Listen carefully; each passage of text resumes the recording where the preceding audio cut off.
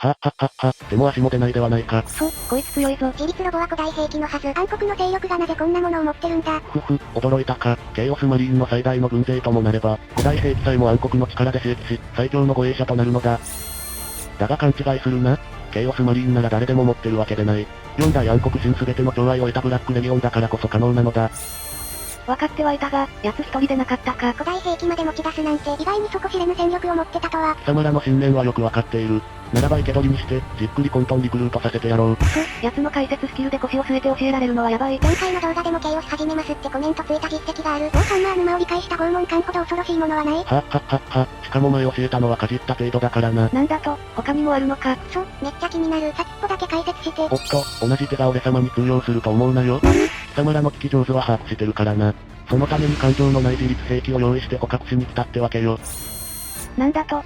こいつ、我々を舐めていない。力を得た慢心者と思ってたが、敗北を重ねているタイプだったか。一体どんなバックボーンがあるんだ。プライベートを身内以外に教えるわけないだろう。ダメか、万事休す。諦めるな、業界感殿の言葉を思い出せ。君らは少しちょっと盲信すぎる。相手に訴えかける攻撃も覚えた方がいい。かつての皇帝陛下もホルスをおびき寄せ、一騎打ちを果たす際は怒らせたという。挑発も重要な戦略の一つだ。意識して使うようお勧めするよ。なるほど。試してみる価値はあるな。ではおとなしくしておけ。混沌へ招待してやろう。いやー、でもブラックレギオンか。日本語訳すると黒の軍団だよね。0年代の中二病みたいじゃない？きついよな。ケイオスマリーンで黒の軍団してますって。わかる。彼氏がドヤ顔で言うてきたら絶対別れるよね。ただでさえミニチュアゲームは日本じゃ知名度低いのに、黒の軍団ってな。これもう自害案件だな。黒の軍団笑いは死んだ方がマシ。黒歴史背負ってまで生きとうないわ。ちょっと待て、ブラックレギオンの名前にはちゃんと意味があるんだよ。食いついた。やっぱトロイねこいつ。友達少なそう。マジで誤解してもらいたくないが、かっこいいから黒を使ってるとかじゃないんだって。嘘つけ、お前らはしょっちゅう暗黒だの漆黒だの言ってるだろうが。でさ、スのギャングみたいに黒を取り合ってるんだろ。そんでメンズ、来る呼んできっとバッシュしてんやろうが。それ混沌プレイヤーでもかなり稀だろ。とにかくお前たちはブラックレギオンに対して偏見が強すぎる。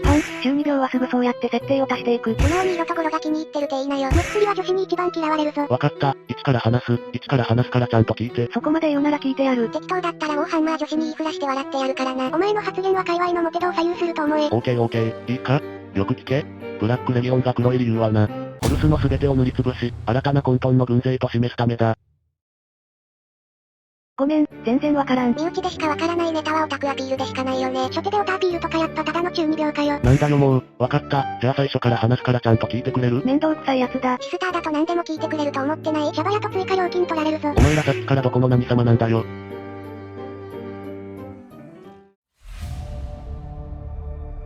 まずホルスの退学についてだが、簡単に言えば総主張が裏切り、人類を分けた内戦だな。前回聞いたアングロンみたいなのが何件かあったわけだな。そうだ、そしてそれら退学腹を率いてトップに君臨したのがホルスだ。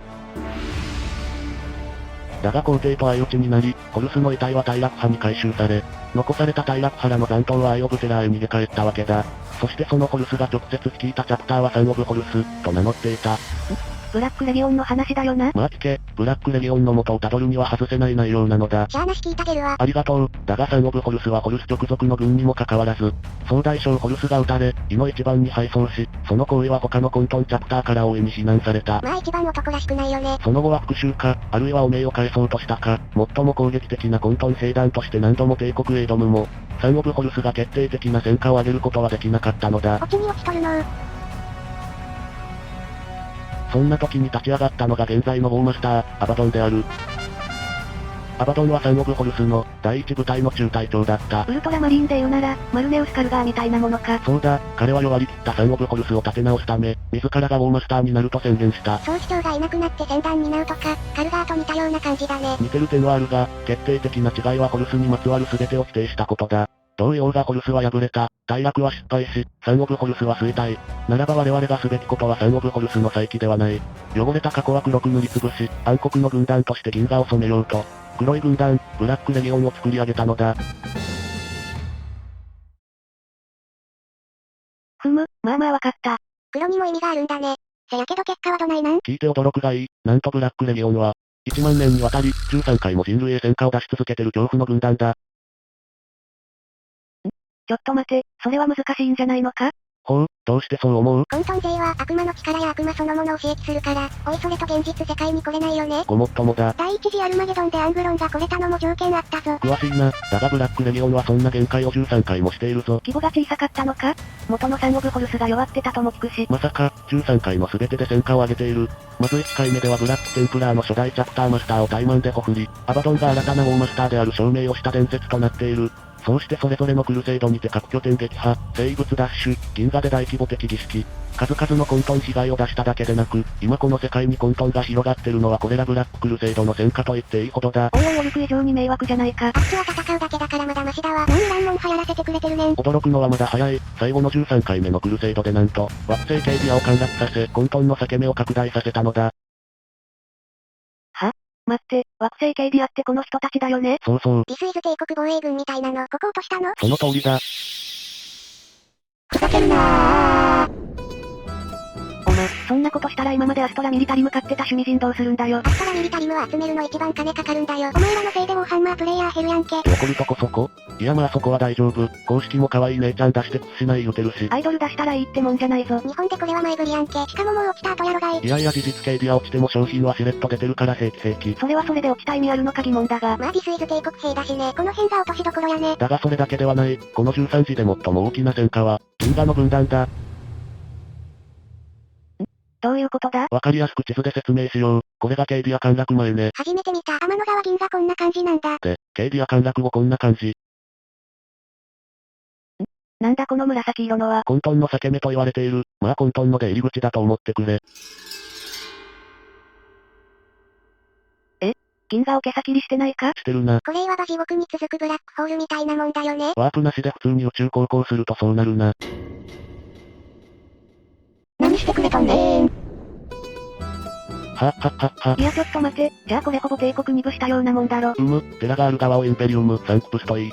テラのない方をインペリウム、ニヒルスと呼んで分けている。いやいや待って、ワープ航行の情報はテラから発信されてるわけだよね。その通り、すなわちテラ側のサンクプスからニヒルスへ信号は送ることがほぼ不可能だ。おまー、マジ何してくれてんだよー。すごいだろ？今や銀河の多くが混沌は身近なものへとなったわけだ。混沌は非現実だから許されるんだよ。穴蔵コンテンツは穴から出てくるなって昔から言われてるでしょ。銀河中でイベントイズン起こってしまうやんけ。まあそう起こるな。その後お前ら帝国はしれっと総主張グエリマンが復活してマリーンがプライマリスにパワーアップしたりしてるだろ。いや知らんけど。危険な方のニヒルスもライオンが復活したってよしまだまだいけるよ人類。そういう規模の問題じゃないでしょこれ。お肉の出した被害が可愛く見えてくるわ。わかるか？惑星一つだけでなくこの世界全てに影響を与える脅威。それこそがブラックレギオンなのだ。ここまで迷惑かけといてよく言われるな。絶対友達少ないよブラックレギオン。人類以上に遊んでくれる相手おらんやろ。何を言うか、ブラックレギオンがこれほどまでに長く、大きく戦えたのは、友達がたくさんいるからだぞ。こいつ挑発乗りやすいな。そもそもケイオスマリーンはカルトマリーンと言われるほど、それぞれ推しの暗黒神がいる。地の神コーン、腐敗の神ナーブル、快楽の神スラーネッシュ、変化の神ティンチ。これらは常に争うほどは入れないため、それぞれの暗黒神と契約を結ぶのは難しいのだ。進行先がすでにもう友達できにくい仕組みじゃんか。そうだ、だがブラックレギオンはこんな仲悪い連中も率いてるんだぞ。それはすごいのか？ならばざっと紹介してやろう。まずはバドンの側近が率いるケイオスターミネーター部隊。ミニチュアにもなってるハーケンワールドクレイマー率いる元ナイトロードのラプター部隊。コーンの旗印を持つハンズ・オブ・アバドン。スラーネス旗印のチルドレン・オブ・トーメント。これまたアバドンの側近が率いる元サンズのイスカンダル・カヨンが率いるティンチの軍勢。戦団内でも人気の高いナーブル軍勢。腐敗をもたらす者。堕落したダークエンジェル、ホールンが所属するロストライオンズ。言い出していけばキリがないが、カルトだけでなくエキスパートが集まる精鋭ら。それはマリーンだけでなく悪魔、ミュータント、そして人間でさえ力ある者は重用される。わかっただろう、ブラックレギオンが最大のケイオスマリーンと呼ばれる理由が、歴史、戦果、軍の規模、それぞれが最大級ということが。なるほど。底知れぬ連中というのは分かった。そうだろうそうだろう。これなら彼氏がブラックレギオンでもむしろ安定した感じがするよ。混沌大手で募集は常にしてるぞ。むしろ彼氏がブラックレギオンなら結婚前提で付き合ってもええんやな。ならば我が軍閥に下るのだな。断る。なにー。貴様が示したのは力だけだ。その先はただの暴力でしかない。うちらの歌が届かん世界なんざ、まっぴらごめんじゃあほんだら。この銀河の混沌はどんどん広がる一方だ。お前らの天守が全うされる前には、地獄と化しているかもしれんのだぞ。そんなことはさせない。お前らが秩序を混沌にするのなら、うちらが混沌に人間性を教えたる。大きく出たな。ならばこの暗黒機械を下してみるがよい。ではな、こちらで待ってるぞ。